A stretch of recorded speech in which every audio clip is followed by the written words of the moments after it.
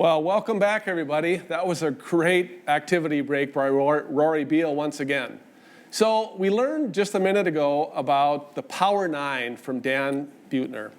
And those are the behaviors that can help us achieve a longer, healthier, and happier life. So what if we could bring these concepts into the worksite to create a healthier environment and provide some nudges to make healthy behavior easier to occur?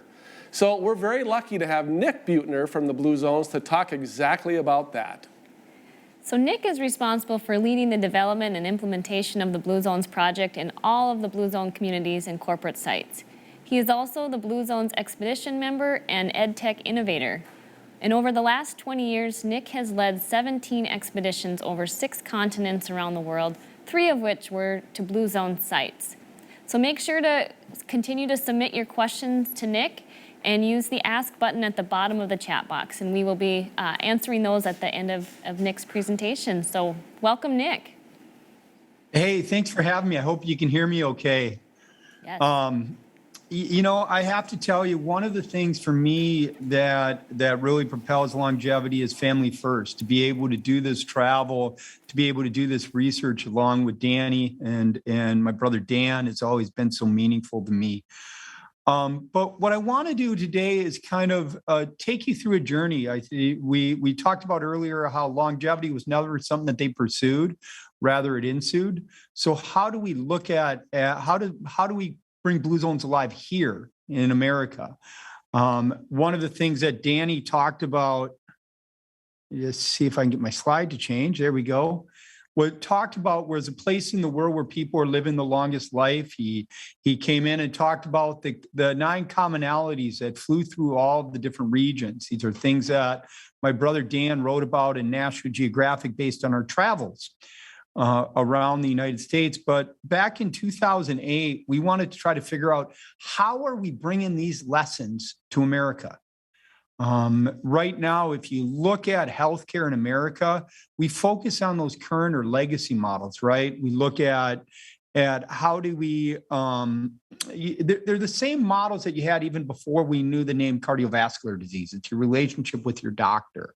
It does really good if you have an acute or chronic disease, but if you're at risk or if you're healthy, your relationship with your doctor really doesn't impact your life all that much.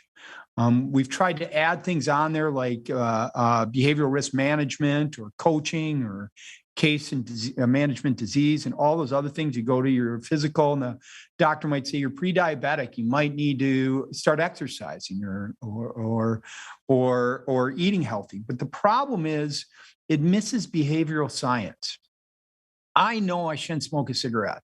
I know I shouldn't eat a Big Mac every single day for lunch, but we do it anyways, because at the time we do it, it doesn't kill us.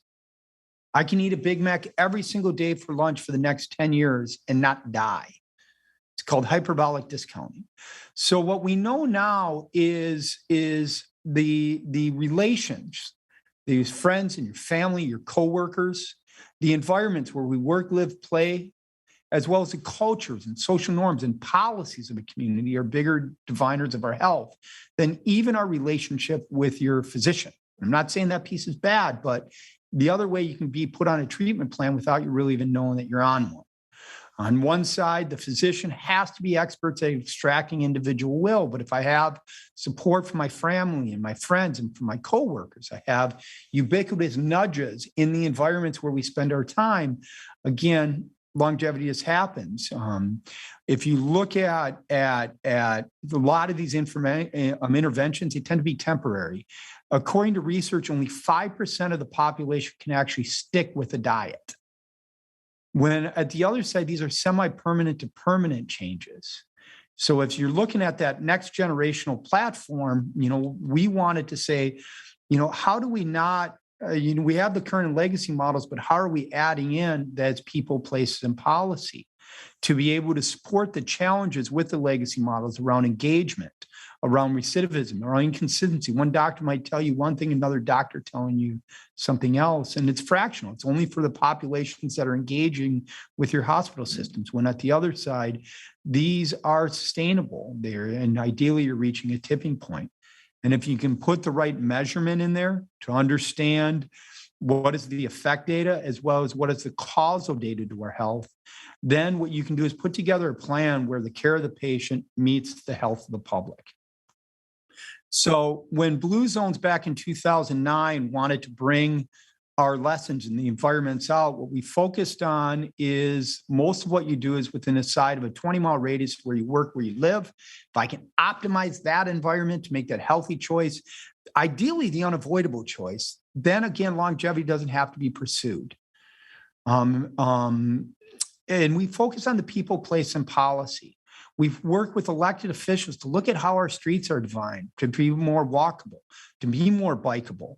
Places where we as parents aren't afraid to allow our kids to walk and bike to wherever they want to go, where people can move naturally or come together around healthier behaviors. Communities where our food system and the choice of architecture, the access to healthy foods isn't always some of the negative stuff, but we can look at more healthy choices. We can work with our food banks for the unsecured. We can make food more affordable, as well as bring food skills into that community where it's easier. I can tell you to eat a Brussels sprout, but if you don't like it, you're not going to eat it. So how do you make it taste good? How do you create those food skills that meet a culture? Or looking at things that create addiction, like tobacco, and create environments and policies where it's harder for kids to start smoking and easier for us to stop.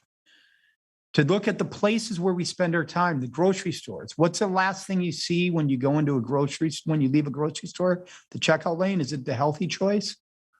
So can you redefine that? The choice architecture? Can you flag the healthy foods and educate people around what's healthy? In our restaurants, can we look at how are we reducing the caloric intake of our customers? Or the harahachibu, right? Or create healthier choices on the menu. Not take things off, but to create a choice architecture so that the healthy choice is available. In our work sites, I'll dig into this a little bit more in a minute to say, how do we make our environments around our food systems, around our environmental design, around our policies, and around our social connections inside of our work sites so they're stronger and they lead and promote well-being.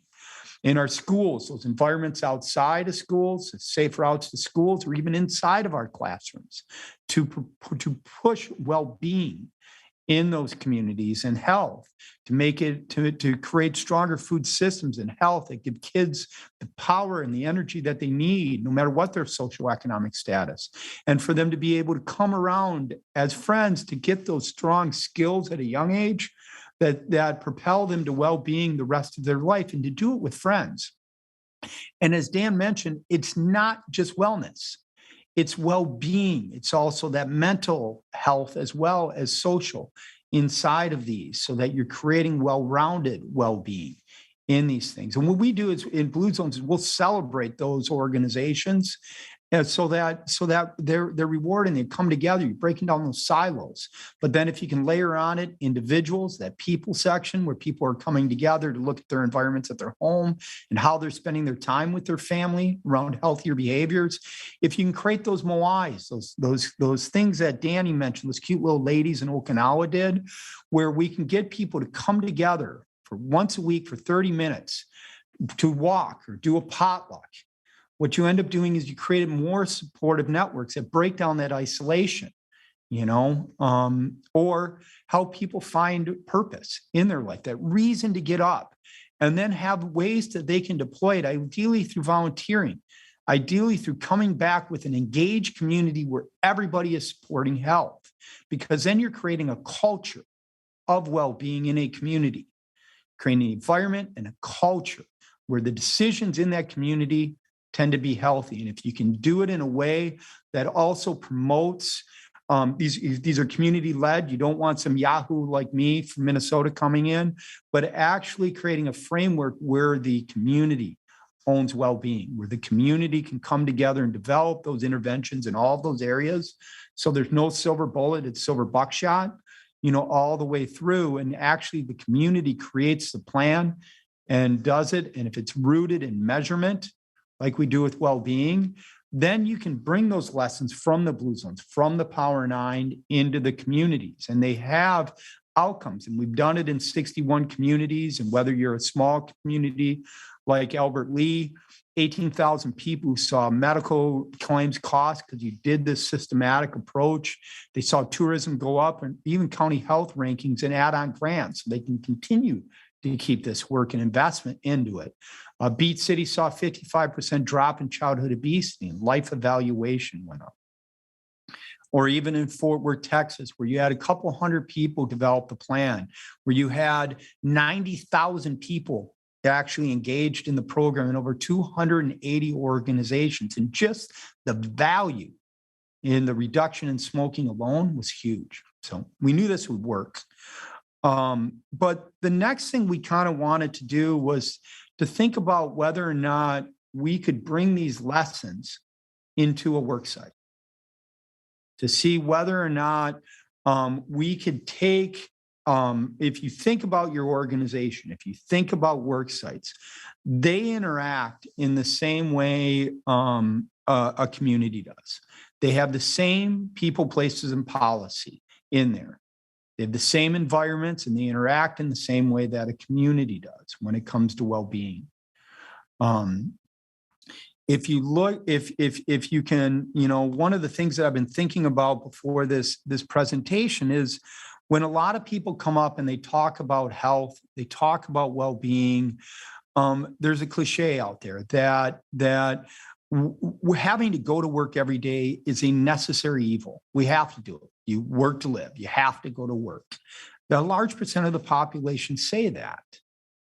It's not something that we look at and go, great, I get to go to work and that's going to be great for my longevity. That's going to add more good years, more quality years to my life because I have to do that. Why is that? Why can't a worksite be a place where we're living out our purpose, where we're waking up every day and we're feeling valued and we're living out our purpose, where we have good friends and a network at work that is supporting us in the same way the Power 9 did, that they're supporting us both inside of our work and outside, where we have that social piece where we have more than 3 friends. And the research, by the way, on that is if you have less than 3 friends, you're defined as lonely. And the impact that has on your body is about the same as smoking 20 cigarettes a day. What if we look at that again, that holistic well-being, and we come to work, it's not about how much money do we make, but how secure do we feel in that money that we have.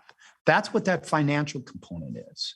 When you look at community, how does your worksite community then support your well-being? Not only physically, but also mentally, supporting that community and that holistic well-being. And at the end of the day, what I really like about this is we've worked with Gallup.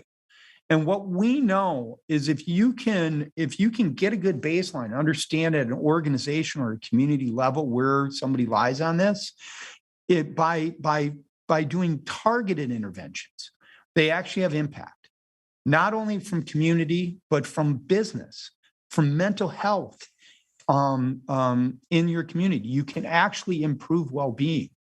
Now, we've been partnering with Gallup for about 12 years around our measurement, around really coming in. And what they can do is come in and measure an organization. They have what's on people's mind to really understand kind of where they are when it comes to well-being. They do it on a scale from 0 to 100. But I think it proves the value of well-being inside of a worksite. If you think about it again, your well-being score as an organization, it's on a 0 from a 100 scale. And if you break it down and think about it as grades, where the big impact is being able to move an organization from one level up, from a D to a C or a C to a B, has big impact in that organization. It has change and it has value around organizational goals and outcomes. For example, if you look at comparing the people in that A group, individuals with high well-being, with everyone having that same high risk cohort, what you end up seeing is if you can move people, 1 point of well-being increase, according to Gallup, according to the science, is a 1% reduction in the total healthcare costs. It's a 2% reduction in hospitalization. It lowers the claims costs for an organization to be able to improve the well-being of that individual. And it also impacts in the same way the performance inside of it. You know, if you're looking at their intent to stay, turnover rates, and supervisor ratings, unscheduled PTO and absenteeism at work. And my favorite one, low self-evaluations. You know, people need to come in, you know, low self-evaluation. But if you can move, again, 1 point of increased sustained well-being inside of an organization, it costs a reduction in productivity, or it has an impact in your productivity for that organization. So it does impact your bottom line. As a organization, if you're not thinking about well-being, not just wellness, but that holistic well-being, it has huge organizational outcomes. Not only, like I mentioned, the cost reduction, but resiliency in your work site, more engagement where people feel good about coming to work. And it also helps you attract the best-in-class talent as well as retain them. And from an organization, if you're known as a well-being organization where they care, not only do you not have that turnover, but that actually comes out to your clients. It's a great reputation piece for you as an organization. It improves your brand inside of the worksite. So what Blue Zones wanted to do is really kind of go, okay, how do we take our environment and our culture? How do we take the focus off the individual inside of a worksite and target the environment, to target the culture and the buildings and the social networks, so that healthy choice ideally is the unavoidable choice inside of that worksite, to be able to do that piece of it. In other words, that life radius approach I talked earlier, to not only look at the community radius, but a campus radius, to look at what are the people, the places, and the policies in that organization, and how can we define well-being inside of that. So as I think about this, as I think about culture, as I think about environment, I strongly believe that there's not one thing that creates a sustained culture of well-being. Instead, a culture with the power to improve business performance and the outcomes that leadership and your stakeholders care about, your shareholders, it has to be the adoption of a multi-year well-being strategy, and one that promotes your leadership and environment and benefits and policies, and engages that full organization around health and well-being inside of that culture. It's a multi-year strategy that has to have buy-in from leadership and across that organization. It has to be rooted in good measurements. Now, the framework that we look at, and you can look at this graph either from the top down or the bottom up. You can start with the value prop that I mentioned earlier around improved well-being drives higher productivity and reduced costs in the worksite, or from that bottom up. And this is something I think everybody here knows, but you then have to kind of look at that environment, that culture, that environment at a people, place, and policy level. You have to make sure that you're making those core investments to improve well-being, to improve the health of the organization, and really also make sure that there's an integrated engagement or marketing strategy, so that the communications and the involvement of the organization is at its core. In the same way we talked about the impact that we had in our community model, was the fact that these are community powered. They're community led. They're not led by Yahoo in Minnesota. They're led locally, and they're designed locally, but they're designed with intentionality, which I think is really important. Now, how are those areas? How do they break it down? What I believe, there's a few different areas that are important. Starting with leadership. You know, are your leaders modeling and supporting health and well-being? I mean, I don't know if you or anybody in this audience has ever had that bad boss, that bad leader, and how that's done to impact your well-being as an individual. And as you think about that, the interventions, if they need to be semi-permanent to permanent, but they're interventions that can be meaningful. Some can be education. We have a program called Leading for Wellbeing, where you're working with your leaders around how are they better leaders. It can be driven by a system where instead of just being bonused and rewarded as a leader for the work that they're doing around sales, what about the work that they're doing around creating a healthy environment?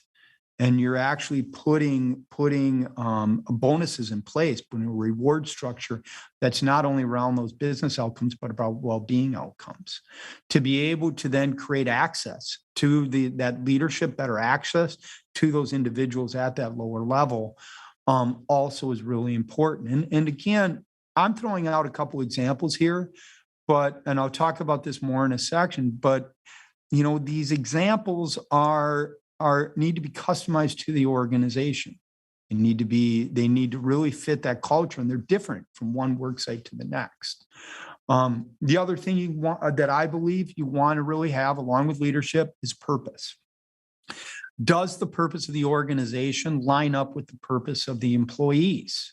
Is it something they connect with? If I'm working in an organization where there's alignment between the organization and my purpose, I actually feel part of something bigger than just myself. And as an organization, if I can understand the purpose of the individual, what are their motivations? What are the things that they believe in? What is their skill set? And then make sure that I'm continuing to grow that and align it to the day-to-day job. Then not only does that guy want to come to work and he's more productive, but now you have them there forever, and they're better inside of that culture of that work site, because people who have a strong sense of purpose actually live longer. So you're putting that healthy, but they're part of it. And it can be done through purpose workshops where as you're being onboarded periodically, you're doing a check-in to align the purpose of the individual they really understand and can do an asset analysis of those values, of those skills, and make sure that they're going in the right direction. You can look at then what are those things that bring them out, and sometimes it's around, and I'll talk about in a second, policies that support continuing education, but it can also be around really intentional volunteerism, not just volunteer for the sake of volunteering, but how am I aligning those skills and those values to be able to go back out into the community and live them out. And if my worksite environment actually allows that and supports it and creates an environment that both my purpose inside and outside of that organization are aligned, again, I want to come to work, I'm living it out a lot better. The social environment. I mentioned earlier, according to Gallup, and I actually found this interesting, the number one thing that indicates whether or not you want to go to work is whether or not you have a good friend. Who wants to go to work with that person that they hate? That's no fun on anyone. So how are you creating intentional social environments where people, employees are coming together and engage? We do it in a few ways. We look at those MOIs. How am I creating an environment where interdepartmentalized, I can pull people together to be able to do walks, to do plant-based cooking, to come together around healthy activities. But they build those relationships in those activities so that you now have a trusted friend and mentor, whether you're trying to solve a problem at work or you're trying to solve a problem at home. You now have teams that are able to come in together to support that. And to be able to not leverage those MOIs also could be around purpose. If I find that purpose through that purpose workshop, now I can also put a group cohort of people together that can work with me around my purpose and align my purpose and continue to grow and do it again with my workmates so that we're all now supporting our well-being and kind of building up, which I think is incredibly important.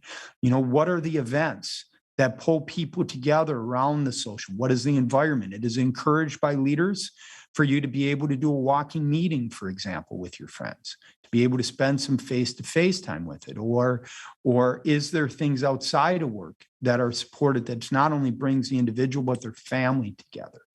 What is the space and the design of that space that promotes social? Is there a room where I can go with other employees and have intentional conversations or meeting or chessboards or stuff like that around that design that, again, promotes better social continuity throughout the organization? Built environments and surroundings, this environmental design, I think this is kind of one of those biggest areas because, and it's also that area that is different in each different environment because both inside of your organization and inside and outside, it's different. But it's important because we make about 280 decisions every day when it comes to our health. And most of them are involuntary, where you're just doing it. So what is that layout and that setting inside of your work site? When I look at my work site internally, do I have quiet rooms inside of it where I can take that break and just downshift mentally for a little bit? Do I have strong ergonomics where I can get up and do stand-up desks inside of my location? Do I have space where even outside I have walking paths that I can go out and do a walk when I want for my lunch or to do a break with a friend before and after school? What's that environment and surrounding? Or is it highways and streets or grass fields that I'm walking across where it doesn't create an environment where I want to go out, or biophilic design, outside of it? I also think about, not only the externally, but when it comes to movement internally. I'm from Minnesota. It gets really cold in the winter. It's 4 seasons. So how do I create walking paths inside? Plans and maps where people can actually get that exercise and take that break that re-energizes them throughout the day. What about healthy foods and healthy diets? What's on our desk? If there's candy bars on our desk and big candy trays, you're going to eat them. In our break rooms, the design of our break rooms. If you have one of the examples that we worked with was a bank in Iowa. What they did is they took their break room and they got rid of candy and they got rid of the sodas, really focused on fresh fruits and vegetables inside of their break rooms, healthier beverages. But they didn't say, what, we're going to take the soda, we're going to take everything out. Instead, what they did is they moved it.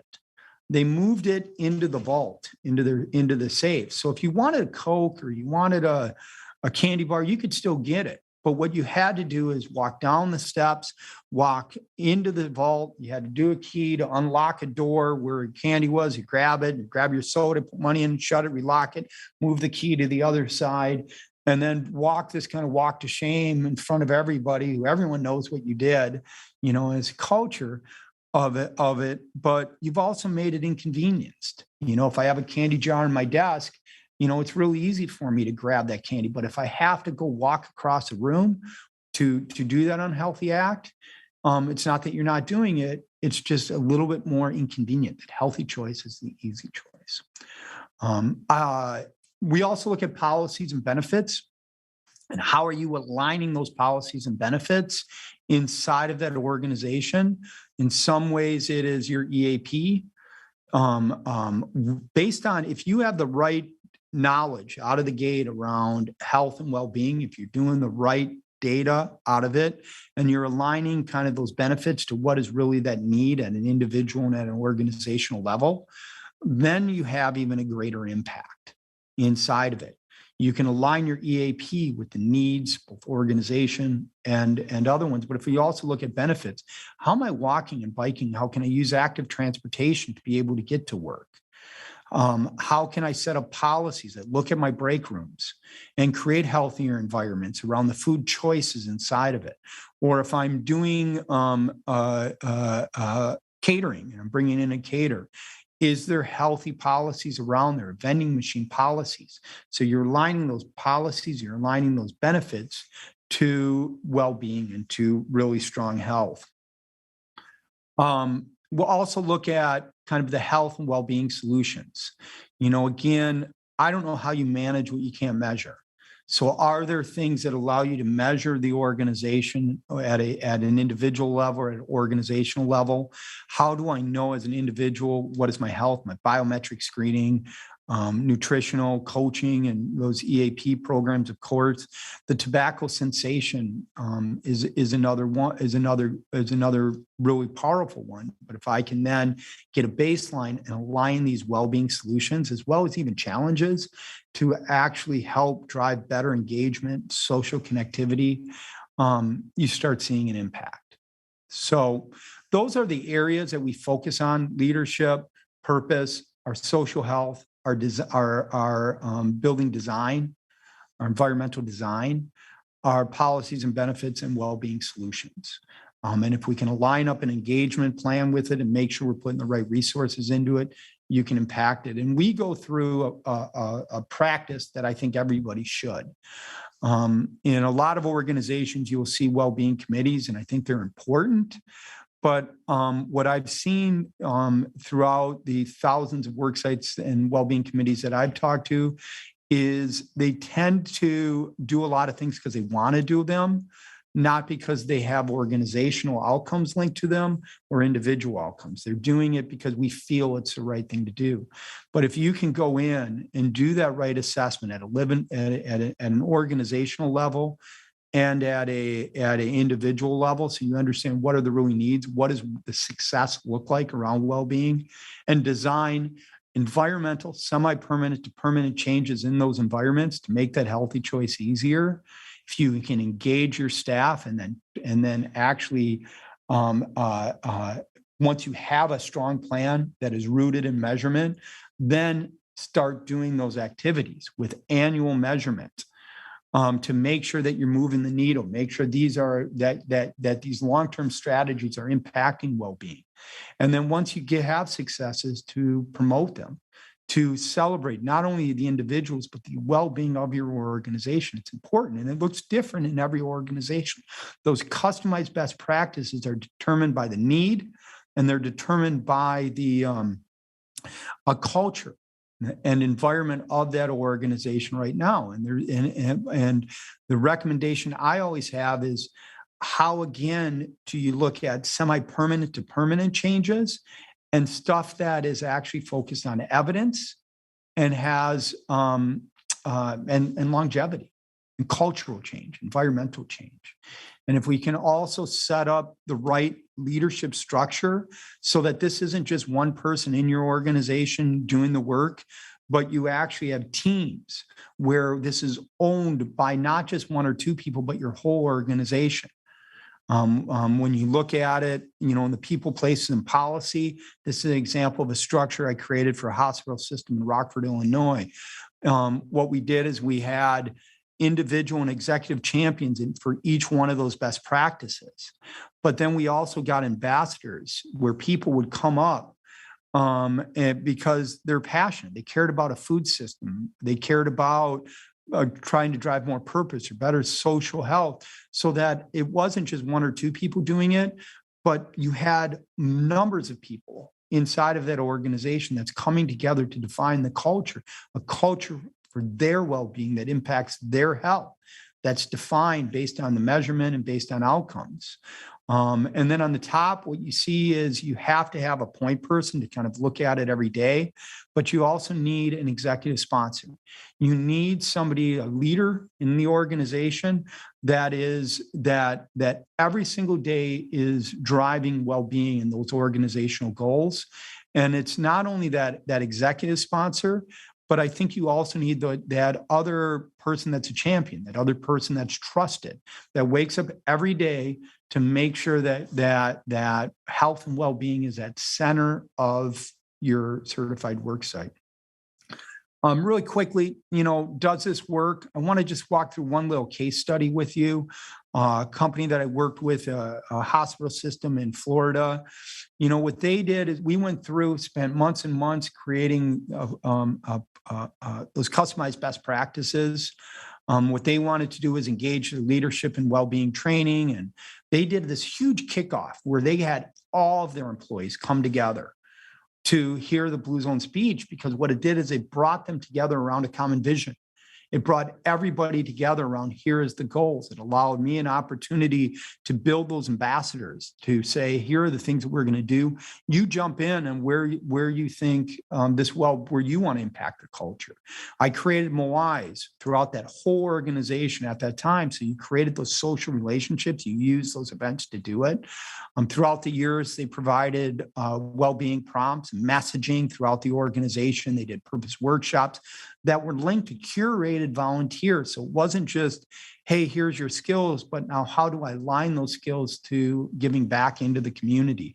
We worked with their food partner in Sodexo to nudge people around healthier food. We did a farmer's market where every Friday, employees could come out and actually buy food that they could share with their coworkers or bring home to their family.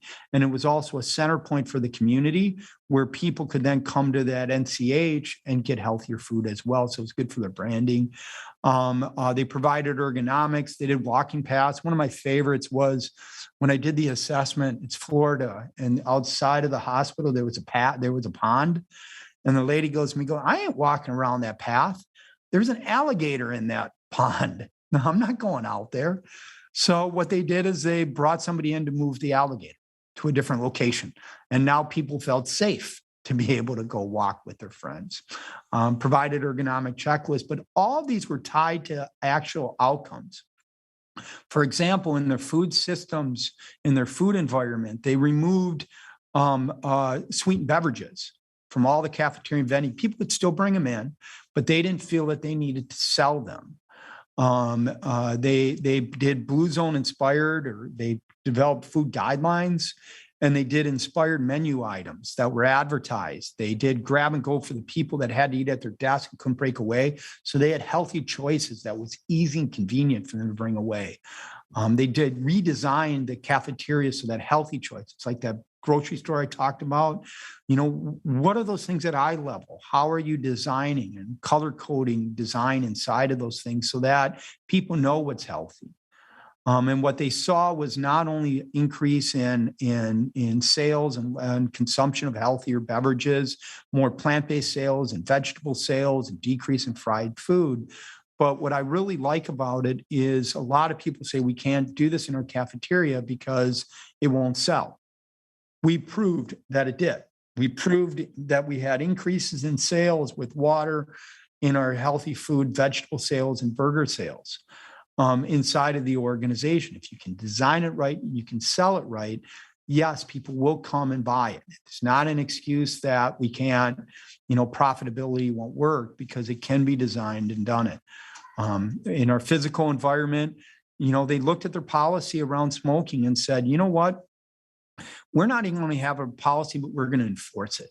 This is not right to work. If you, and I don't know kind of what the laws are where you are, but what they said is, if you smoke, you can't work here. And they enforced it. They optimized those walking paths and created Moais, and so people can move it. They work with leaderships to do walk with leaders so they could spend time and again promote that walking and ergonomic not only ergonomic training, but they also looked at how are we investing into stand-up desk and into other tools that do that.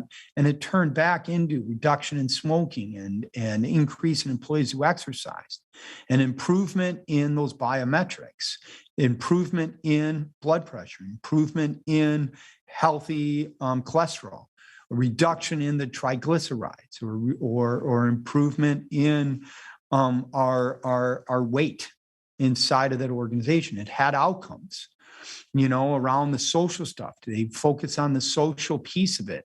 They saw 53% of the organizations join committed social networks. And the well-being score went up. More people had healthy, and they logged more volunteer hours back to that community. As measured by Gallup, what you saw was an overall increase in overall well-being, in purpose inside of that organization. And this is 2015, 2018 or 19, you saw better financial, better purpose, better community, and even that social health stayed the same. And I think that last year it went down from that 74.5 because they stopped that long-year plan. They stopped investing and prioritizing social health. And if that became that focus that year in out and year out, they would have kept it doing. And I think what I liked about it, the West, if you look at the claims cost, they saw a $27 million reduction in claims costs over a 6-year period. No increase for employees in that period, and lost workdays due to injuries went down by 40%. What does that mean for a bottom line of an organization now for investing in well-being? So when we think about cultures, when we think about environments, I mentioned earlier how when it comes to our community, there are outcomes for setting up cultures and environments to make longevity not something we pursue, but looking at environments where from an organizational standpoint, you're taking the pressure off the individual and setting up those environments, because that too has impact inside of that organization. And what I like the most is if they're set up semi-permanent and evidence-based, these are improvements that sustain over time. So you don't have to keep on doing interventions, but you have sustainability built in. These are semi-permanent to permanent changes. So now you can keep building off of that year in and year out. So 2 things really quick, and then I'd love to be able to open it up to questions. When I think about the work here, what I think about is in order to be successful in a well-being program, what you need is executive champions. You need that leadership support. You need appetite for innovation, collaboration. You've got to make something feel uncomfortable. Got to be uncomfortable because it's change. You have to have the right resources to execute. You have to have both economic and human. You have to activate employees. Employees have to own the direction of the count and the direction that this is going. And you have to be accountable to not only the tasks that are doing to create that well-being, but accountable to also the measurement. So you understand, are you moving the needle? If not, then you got to shift. So I don't have to tell anybody listening that we have a healthcare crisis in America. We have COVID, but even before COVID, life expectancies of our kids is lower now than it was for our generation. Now, why is that? Is it because we're bad parents? Is it because we don't love our kids? No, it's our environment has changed. You look at our worksite environment. You look at the fact that worksite isn't that place that we say, this is helping me for my well-being. Instead, it's a cliche that says it's that necessary evil. Why does it have to be that way?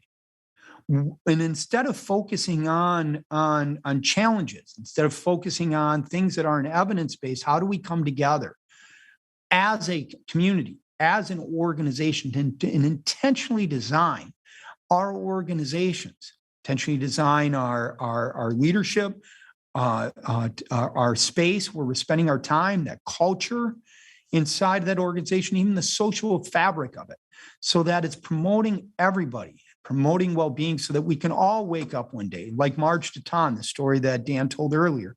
We can all wake up one day, look at that person lying next to us in bed and say, you know what? I kind of feel sexier at 104 than I did at 103. So with that, I want to stop sharing and I'll hopefully give some time back for some questions if we have any. Yes, we do. Thank you, Nick. Sorry. Appreciate your time this morning. We do have some questions.